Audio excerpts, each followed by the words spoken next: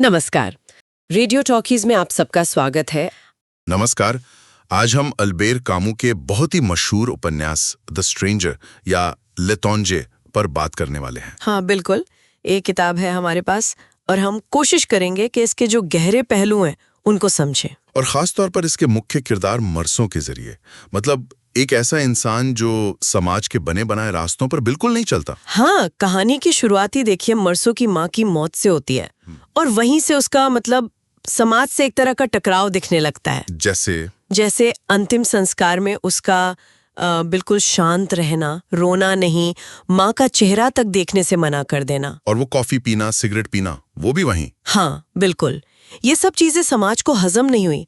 मतलब जो उम्मीद की जाती है शोक में, वो सब उसने नहीं किया। तो क्या ये माना जाए कि उसे दुख नहीं हुआ, या ये बस उसका अपना तरीका था भावनाओं को जाहिर न करने का? ये एक बड़ा सवाल है, क्योंकि अगले ही दिन वो मैरी के साथ, वो लड़की जिससे वो मिलता है, उसके साथ तैरने चला जाता है, फिल्म देखता है। हाँ, मैरी पूछती भी है कि क्या वो शोक मना रहा है, तो वो कहता है कल। ये अजीब है। अजीब तो है, पर शायद ये कामू के अब्सर्ड वाले विचार से जुड़ा है। मतलब ये दुनिया अपने आप में बेमतलब है और हम उसमें मतलब ढूंढते रहते हैं। तो मर्सो शायद इसी बेमतलबी को जी रहा था, बिना किसी दिखावे के। हो सकता है उसके लिए माँ की मौत शायद बस एक घटना थी, कोई सामाजिक ड्रामा नहीं। उसने वार्डन को भी तो कहा था कि माँ शायद वृद्धाश्रम में ज्यादा खुश थी। हाँ, ये भी एक पॉइंट है।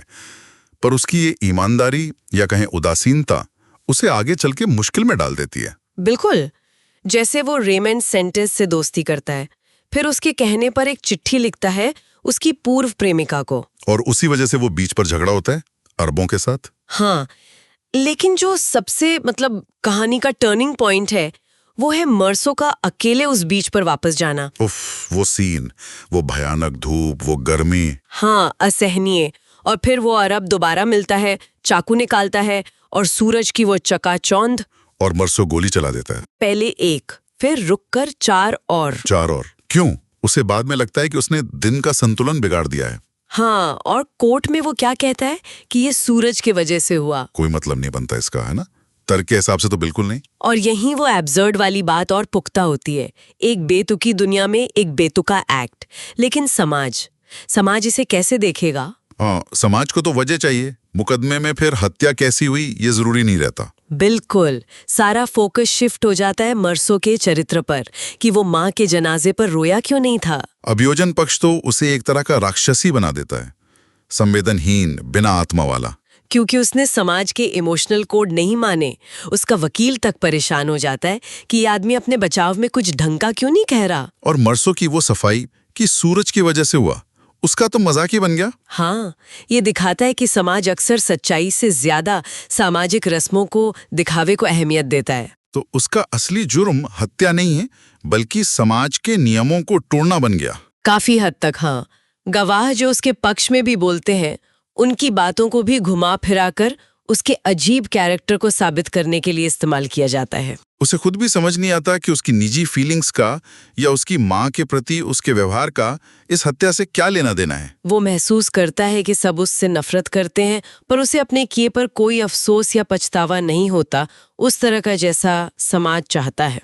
जेल में फिर वो कैसे रहता है? बस वक्त काटता है, पुरानी बातें याद करता है, सोता है, बाहरी दुनिया से जैसे कट सा जाता है। और फिर मौत की सजा। हाँ, और जब पादरी आता है उसे समझाने, ईश्वर की बातें करने, तो मर्सो बिल्कुल फट पड़ता है। वो गुस्सा होता है ना? हाँ, बहुत गुस्सा।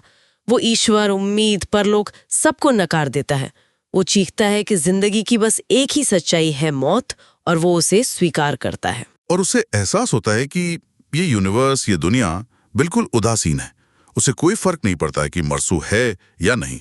बिल्कुल। और इसी एहसास में, इसी उदासीनता को स्वीकार करने में उसे एक अजीब सी शांति मिलती है।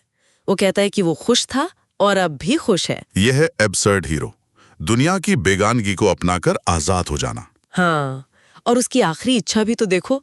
वो चाहता है कि उसकी मौत के दिन खूब भीग हो और लोग नफरत से चिल्लाएं, ताकि वो अकेला महसूस ना करे अपनी इस सच्चाई में। शायद यही तो ये कहानी हमें कई चीजों पर सोचने को मजबूर करती है। समाज के दबाव, अपनी असली भावनाएं, और क्या वाकई इस बेमतलब दुनिया में इसकी उदासीनता को मान लेने में भी कोई मायने या कोई खुशी मिल सकती है? ये सवाल सुनने वालों के लिए भी है। मर्सों की ये कहानी व्यक्तिगत ईमानदारी और सामाजिक दबाव के बारे में क्या सोचने पर मजबूर करती है, और उसका वो अंत में खुश होना, उसका क्या अर्थ निकाला जा सकता है। तो इसी विचार के साथ आज की ये चर्चा यहीं समाप्त करते हैं। अगली बार फिर मिलेंगे रेडियो टॉकीज पर।